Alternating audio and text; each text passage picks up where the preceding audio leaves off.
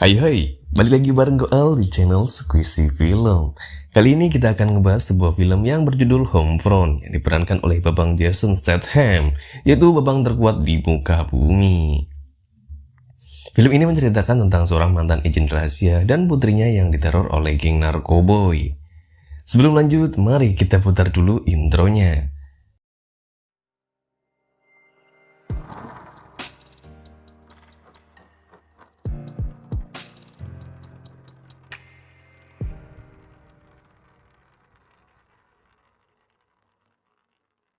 Mari kita beramal, dan amal yang paling mudah adalah dengan subscribe channel ini.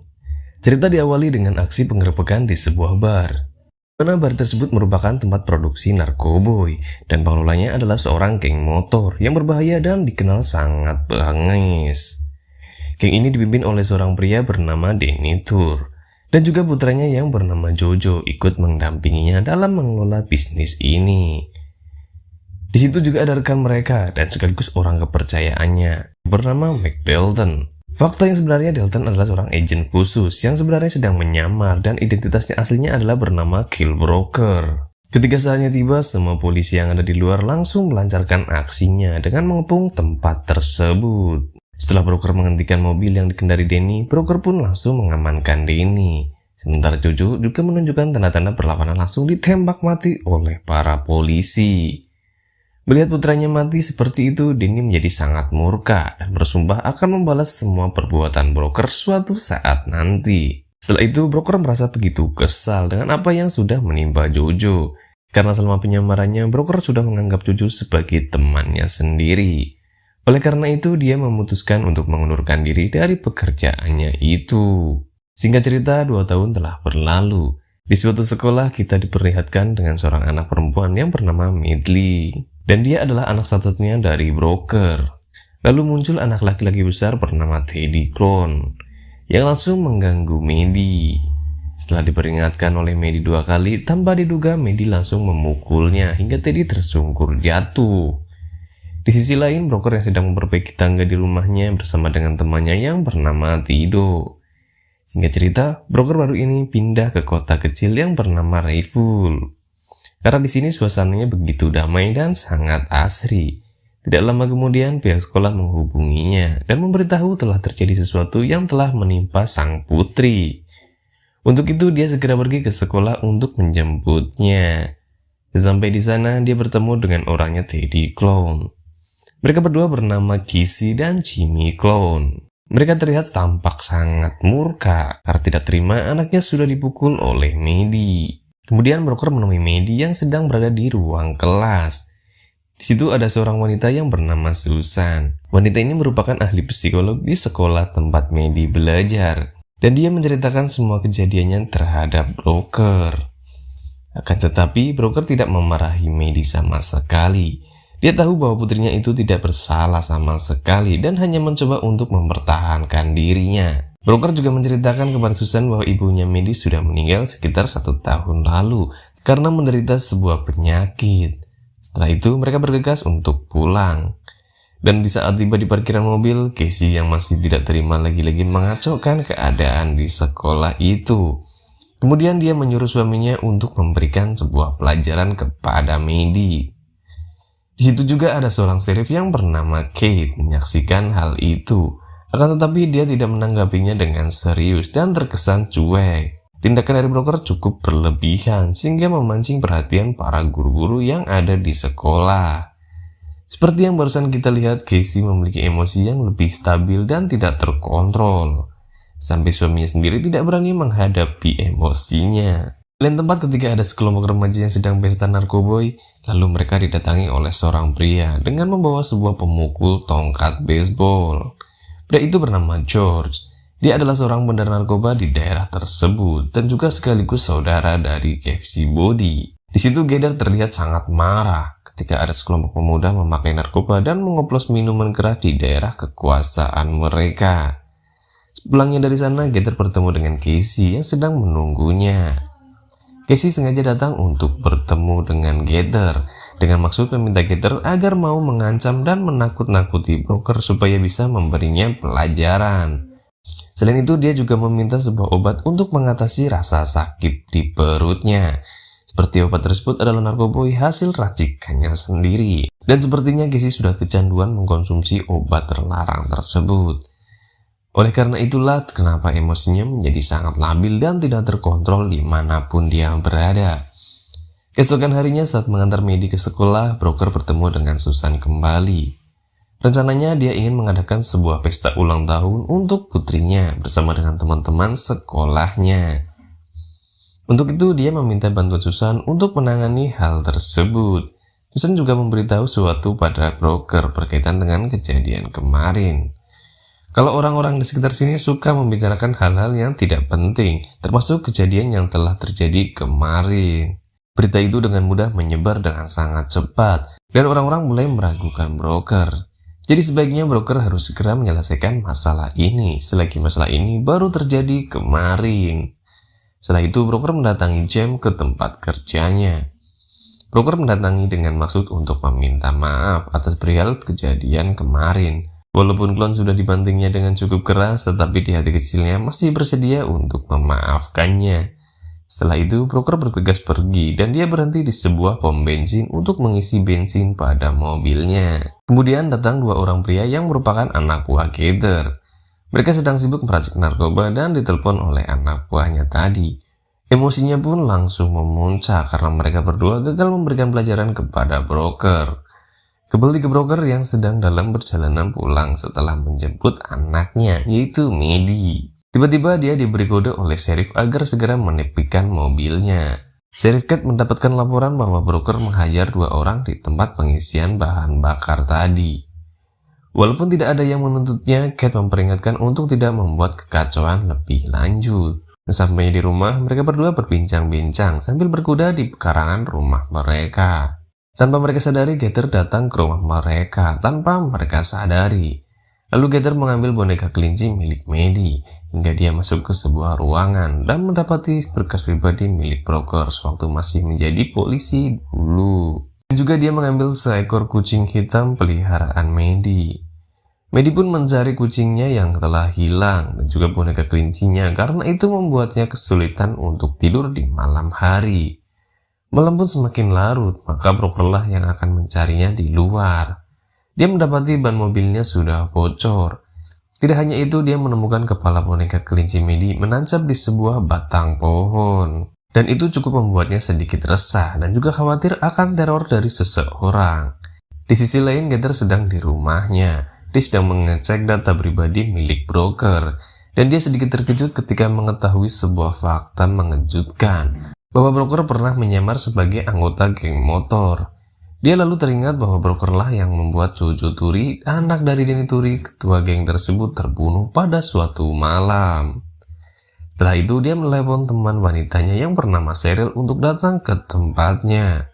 Sepertinya dia ingin merencanakan sesuatu yang jahat. Keesokan paginya Cheryl tiba ke tempat Gator. Gator pun memiliki sebuah rencana untuk menyerahkan Broker kepada Denny. Karena dia tahu bahwa Denny memiliki dendam pribadi kepada Broker. Sebagai kompensasinya, dia ingin menjalin hubungan bisnis dengannya sebagai jalan untuk memperluas pemasaran narkoba hasil produksinya sendiri.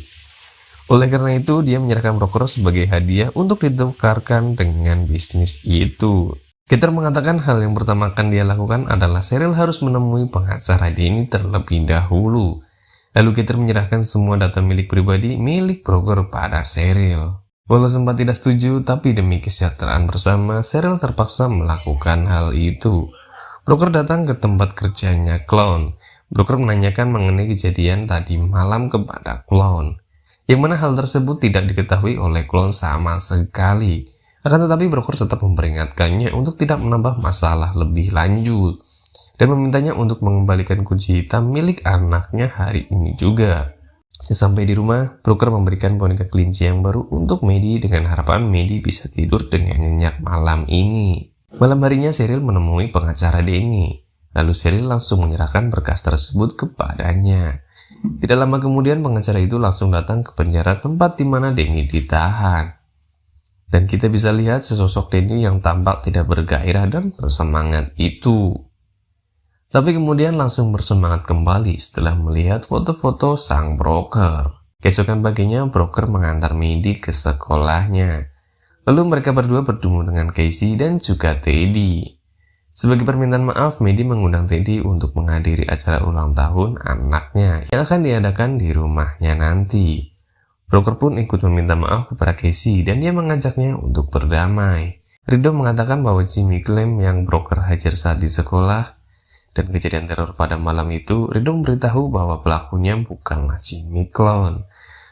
Karena dia tahu Jimmy Clown adalah tipe seorang pengecut dan kemungkinan pelakunya adalah saudara dari istrinya yang tidak lain adalah Gator. Rido juga mengatakan kalau Gator tinggal di pinggiran Sungai Reville. Orang-orang juga mengatakan kalau dia memproduksi banyak narkoba di sana. Dan yang lebih mengejutkan adalah ternyata Sheriff Cat dan Gator juga lama bekerja sama. Di mana hal ini Gator adalah seorang informan bagi Sheriff Cat. Oleh karena itu, Cat tidak peduli sama sekali dengan apa yang telah dilakukan oleh Gator dan tidak menanyakan atas produksi barang haram tersebut. Maka dari itu, dia memperingatkan broker untuk tidak macam-macam dengan orang yang ada di sekitar Gator. Waktu pun kini berlalu, dan sekarang pesta ulang tahun Maddie dilaksanakan. Terlihat di sana ramai dengan teman-teman Maddie serta para orang tuanya. Dan di sisi lain, sekelompok geng motor Outcast sedang menyambangi sebuah kafe di mana tempat Cheryl bekerja. Kelompok tersebut dipimpin oleh seorang pria bernama Cyrus Han, seorang pembunuh kejam berdarah dingin yang tidak pandang bulu dalam membunuh targetnya. Tanpa banyak basa-basi, Cyrus menanyakan lokasi di mana broker berada. Tetapi Cheryl meminta sebuah imbalan, yaitu dia ingin menjalin sebuah hubungan bisnis dengan mereka. Kemudian Cyrus memaksa Cheryl untuk memberitahunya, karena jika tidak memberitahunya, dia akan mengancam akan membenturkan kepalanya ke meja, hingga tenggorokannya hancur. Pada malam hari, Gator mendatangi rumah Casey. Di situ Gator mengatakan kepada Casey bahwa masalah broker sudah diatasi. Dan Gator juga memberitahu kepada Casey untuk menjauhi broker dari sekarang. Kemudian Casey meminta pada Gator untuk memberikan sebuah narkoba untuknya. Tetapi Gator tidak memberikannya karena dia tidak membawa narkoba itu. Tepat saat broker tidur, dia ditelepon oleh seseorang.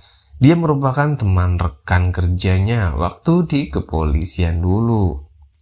Sesuai permintaan broker, rekannya memeriksa catatan kriminal milik Gator. Dia mengatakan bahwa Gator pernah ditangkap beberapa kali, tapi tidak pernah dipenjara. Akan tetapi rekannya tersebut menemukan sesuatu yang lain, yaitu teman wanitanya Gator yang tidak lain adalah Cheryl. Faktanya Cheryl pernah berhubungan bisnis dengan Danny Turi pada waktu itu, serta dia pernah ditangkap 2 kali atas penyelundupan narkoba. Dan mungkin dia masih memiliki hubungan dengan kelompok geng motor tersebut. Keesokan harinya broker datang ke tempat di mana Gator terbiasa sarapan. Lalu di situ terlihat ada Gator dan Cheryl yang sedang sarapan pagi dengan sangat santuy. Broker sudah mulai paham dengan situasi yang akan terjadi. Lalu broker memperingatkan kepada siapapun bahwa yang akan datang ke rumahnya pada malam ini, maka mereka akan berhadapan langsung dengan dirinya. Setelah broker keluar dari tempat itu, dia mendapati kiriman berkas foto Cheryl dari rekannya. Kemudian broker mendatangi tempat kediaman Gator untuk menelusuri lokasi tersebut. Setibanya di sana, dia menemukan room yang berisi sesuatu. Lalu dia mencabut tester ruangan tersebut dengan mengisinya kembali dengan bensin ke sebuah bohlam lampu yang ada di sana. Jadi saat lampu di ruangan tersebut menyala, otomatis seisi ruangan tersebut akan langsung terbakar, yang memicu sebuah ledakan yang cukup besar. Saat broker hendak pergi, dia menemukan kucing hitam peliharaannya Maddie. Di waktu yang bersamaan juga salah satu anak buah Gator langsung menodongkan sebuah senjata di belakangnya. Di sisi lain, kelompok Cyrus serta anak buahnya sudah sampai di tempat Gator.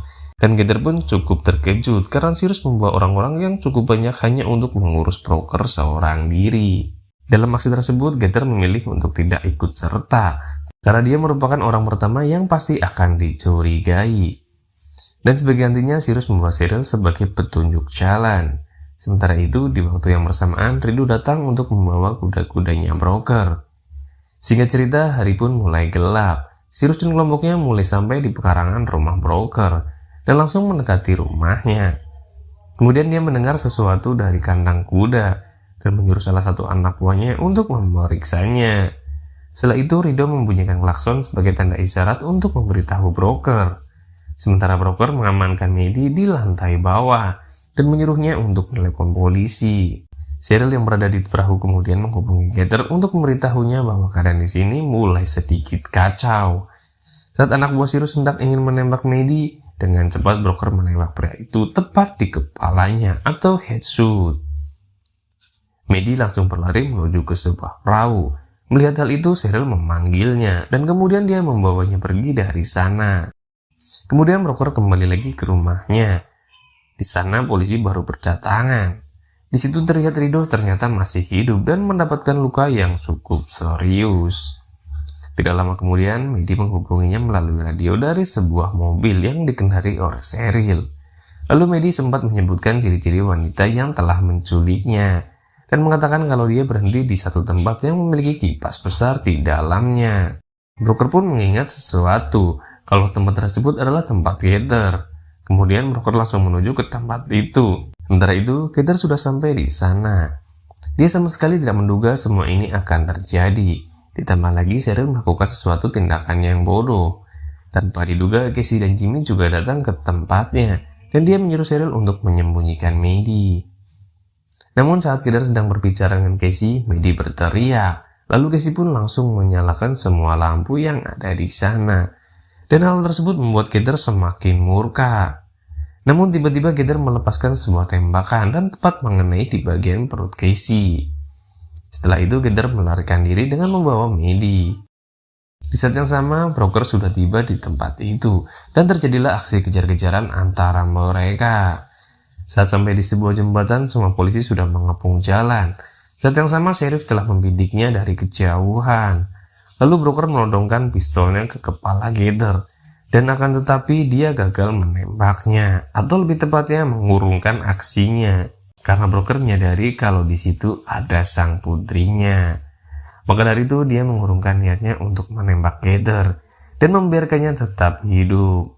Sementara Cheryl telah diamankan oleh sheriff. Sedangkan Casey untungnya masih bisa diselamatkan berkat pertolongan medis yang datang dengan cepat. Setelah semua kejadian menegangkan ini, mereka bergegas untuk pulang. Beberapa waktu setelah kejadian itu, Denny Turi terlihat sedang menemui seseorang. Seorang itu adalah broker, dan tujuannya broker datang menemui Denny di penjara hanya ingin menyapanya. Dan kini pun film berakhir. Jangan lupa like dan subscribe dan sampai jumpa di alur film berikutnya.